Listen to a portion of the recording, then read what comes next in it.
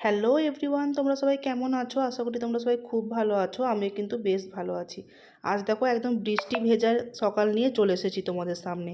দেখতে পেলে ওটা কিন্তু বাঁদর ছিল। কত ওপরে উঠে বসে দেখো ও বৃষ্টিতে স্নান করছে।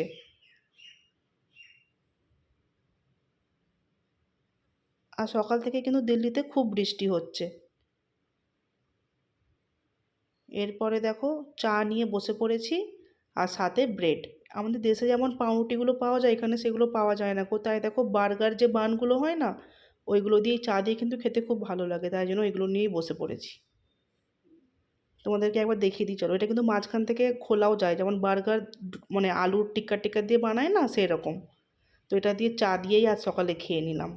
তো দেখতেই তো পেলে বাইরে বৃষ্টি হচ্ছে, সেই কারণে হাজব্যান্ডও বেরোতে পারেনি।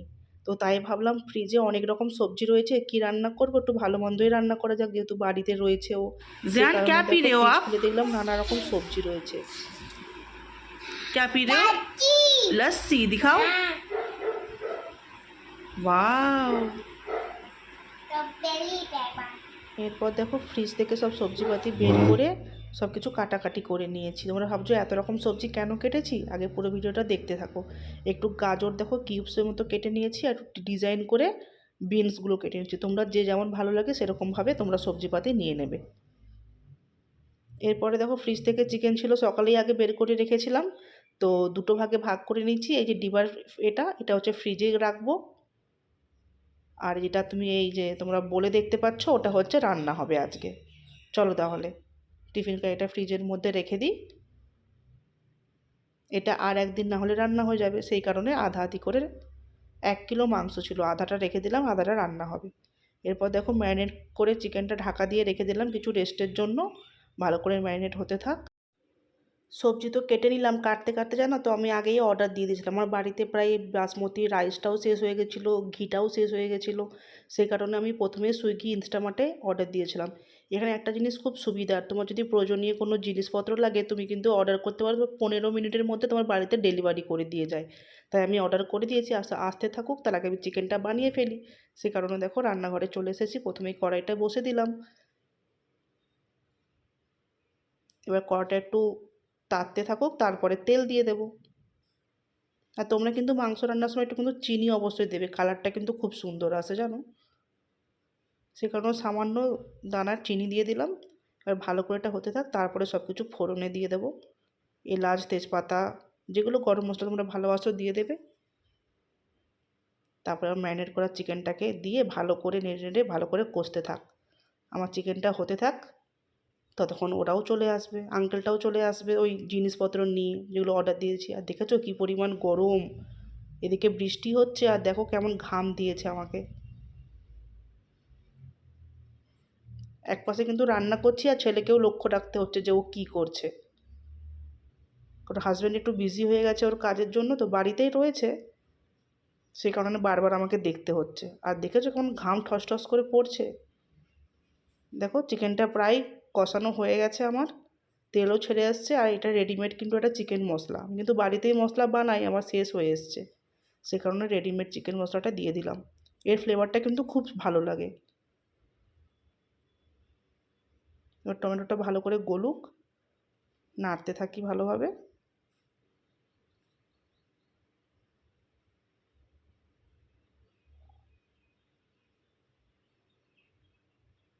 দেখতেই পেলে চলে আসলো, রান্নাটা করতে করতে দেখলাম চলে এসছে, সেই কারণে নিয়েও নিলাম।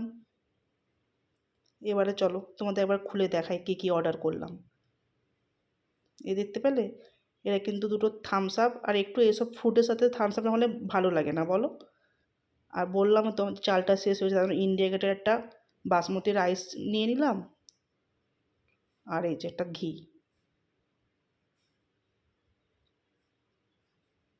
চলো ভালো করে মাংসটা কষানো হয়ে গেছে, এবার গরম জল দিয়ে দিলাম। এবার এটা ভালো করে হতে থাক। আমি চালটা আগে ভিজিয়ে রাখি, আমি কিন্তু বেশিক্ষণ হাতে সময় পাইনি চালটা ভেজানো। তোমরা যদি 1 ঘন্টা হাতে সময় পাও তাহলে কিন্তু চালটা ভিজিয়ে রেখে তাহলে কিন্তু খুব ভালো হয়।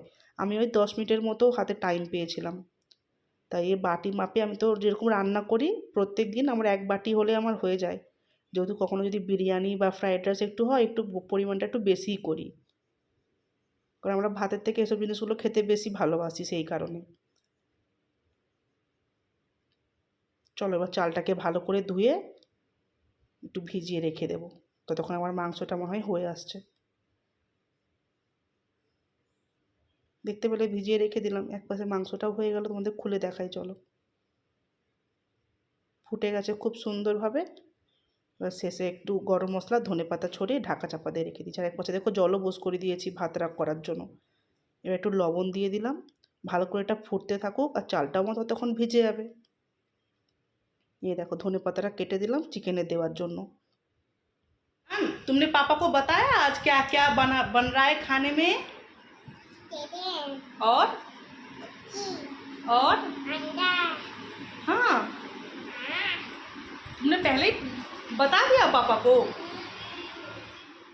এরপর দেখো জলটাও ফুটে গেছে ভালোভাবে। আমি এভাবে কিন্তু ছাঁকনির সাহায্যে সব কিছু তুলে ফেলে দিই, নাহলে এগুলো খাওয়ার সময় মুখে পড়লে খুব বিচ্ছিরি লাগে যেন ওটার টেস্ট। সেই কারণে ছাঁকনির সাহায্যে, তোর কেন জলের মধ্যে তো অলরেডি ফ্লেভারগুলো সব এসেই গেছে, সেই কারণে। খুব ভালোভাবে জলটা ফুটে গেছে। এবার একটু রিফাইন তেল, তোমরা কিন্তু ঘিও ডালতে পারো রিফাইন তেল যদি না থাকে। আর দেখো একটু লেবুর রসও নিচড়িয়ে দিয়ে দিলাম। তোমাদের বাড়িতে লেবু যদি না থাকে তোমরা কিন্তু ভিনিগারও দিতে পারো। এবার চলো চালটাকেও ঢেলে দিই। আর এক পাশে দেখো আমার চিকেনটাও খুব সুন্দরভাবে রেডি হয়ে গেছে। জানি না ফোনে হয়তো কালারটা এরকম দেখাচ্ছে, কিন্তু কালারটা কিন্তু খুব দুর্দান্ত এসেছে, পুরো লাল লাল একদম। ফোনে জানি না কেন দেখাচ্ছে, তো লাইটের জন্য দেখাচ্ছে। এইভাবে জানো তো রান্না করতে করতে মাঝে মাঝে দেখতে হয় আমাকে ও কি করছে না করছে। আর আজ যেহেতু হাজব্যান্ড বাড়িতে রয়েছে সেই কারণে একটু কমই দেখতে হচ্ছে, হাজব্যান্ডই দেখছে ওকে। তাই একটু মাইন্ড ফ্রিভাবে আমি ভালোভাবে শান্তিতেভাবে রান্নাও করতে পারছি। নাহলে এত বদমাস, সবসময় লক্ষ্য রাখতে হয় কি করে না করে। এবার দেখো রান্নাঘরে চলে এসছে, আমার চালটাও দিয়ে দিলাম, তো দেখতেই পেলে খুব সুন্দর ফুটেও উঠেছে। আর চালটা খুব ভালো ইন্ডিয়া গেটের চালটা, এত লম্বা লম্বা রাইস, আর একটার গায়ে একটা লাগেনি, দেখেছো? কারণ লেবু দিয়েছিলাম সেই কারণেই। তোমরা কিন্তু অবশ্যই দেবে।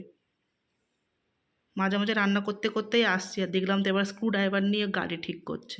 এবার চলো, মনে হয় আমার ভাতটাও হয়ে গেছে। তাহলে চালটাকে ভালো করে ঝরিয়ে নিয়ে, এটা ঝুড়ির সাহায্যে দেখো ভালো করে ঝরিয়ে নেব চালটাকে। আমাদের যে রাইসটা হয়ে গেছে।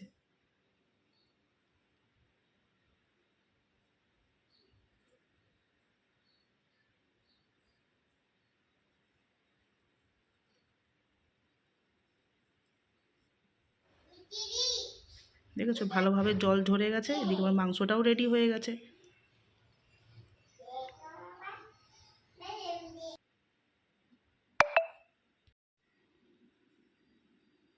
তোমরা ভাবছো এদিকে আমি মিক্সি জারে কী করছি, দেখো চিনিটাকে একটু ভালো করে একবার ঘুরিয়ে নেব যাতে ভালো করে মিহিভাবে হয়ে যায়। এবার দেখো কড়াইটা বসিয়ে দিলাম, একটু ঘি দিয়ে দিলাম।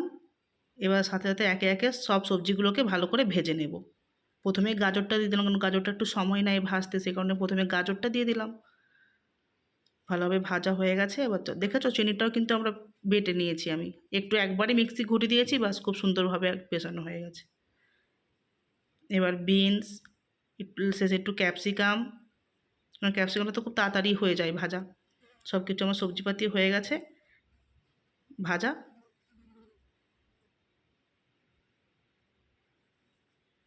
দেখো একসঙ্গে সব সবজিগুলো দিয়ে দিলাম। এরপরে কিন্তু চিনির যে গুঁড়োটা করে রেখেছিলাম সেই গুঁড়োটা দিয়ে দিলাম। গ্যাসের ফ্লেমটা কিন্তু একদম কম রাখবে, নাহলে কিন্তু চিনিটা দিয়েছো নিচে তাহলে লেগে যাবে, জ্বলে যাবে আর তিতকুড়ি খেতে লাগবে, তাই একটু কম সাউন্ড দিয়ে দেবে। চালটাকে ঢেলে ফেলেছি, ভালো করে এবার নাড়িয়ে দিই। শেষে ওপরে একটু ঘি দিয়ে দেবো আবারও। তোমরা পুনরায় কিন্তু নাড়তে থাকবে, নাহলে কিন্তু নিচে লেগে যাবে ভাত।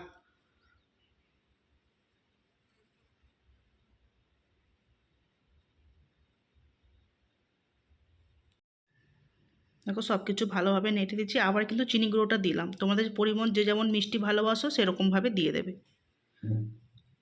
আবারও কিন্তু শেষে একটু ঘি দিয়েছি, দেখো ঘি দিয়ে ভালো করে চাপা দিয়ে রেখে দেবো, যাতে খাওয়ার সময় গন্ধটা খুব ভালো আসে, সেই কারণে উপর দিয়ে একটু ভালো করে ঘি দিয়ে দিলাম, যাতে ঢাকনাটা খুললেই ঘির একটা ভালো ফ্লেভার পাওয়া যায়, সেই কারণে।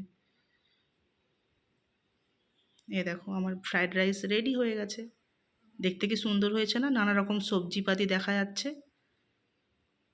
এরপরে দেখো সব কিছু কমপ্লিট রান্নাবান্না, এরপরে চলে এসেছি বাসন মাজার কাজ। সবথেকে যেটা আমার বিরক্তকর লাগে এই বাসন মাজা। তা কিছু তো করার নেই, করতেই তো হবে। সেই কারণে দেখো সবগুলো বাসনগুলো মেজে টেজে ধোয়াধুয়ি করে এবার যেখানে করার যা জিনিস সব কিছু রেখে এরপরে আরও টুকটাক টুকটাক কোনো কাজ রয়েছিল। যেদিন ভাবি সকালবেলা উঠে একটু নিজেকে সময় দেবো, একটু গান শুনবো, টিভি দেখবো, সেই দিনটাই আমার এত কাজ বেড়ে যায় কি বলবো। তোমাদেরও কি এরকম হয়? আমাকে একটু জানিও তো।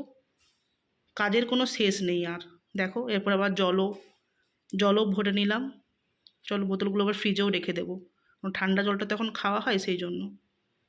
গ্যাসটাকেও সুন্দরভাবে মুছে নিয়েছি।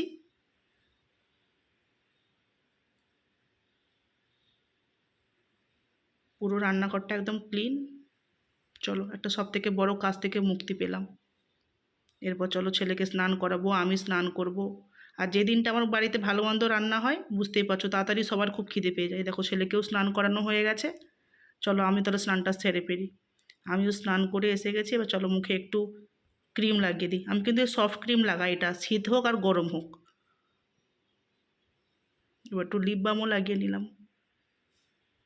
দেখেছো হাজব্যান্ডের জন্য রেডি করে নিলাম খাবার। কেমন হয়েছে আমাকে জানিও। চলো এবার একটু আমিও খেয়ে দেখি কেমন হয়েছে।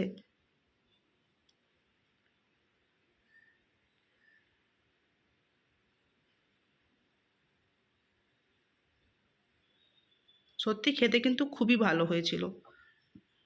এদিকে ছেলেকেও পোস্ট করে দিয়েছি খেতে।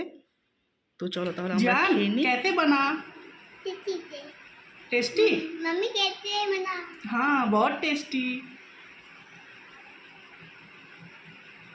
जल्दी फिनिश करो।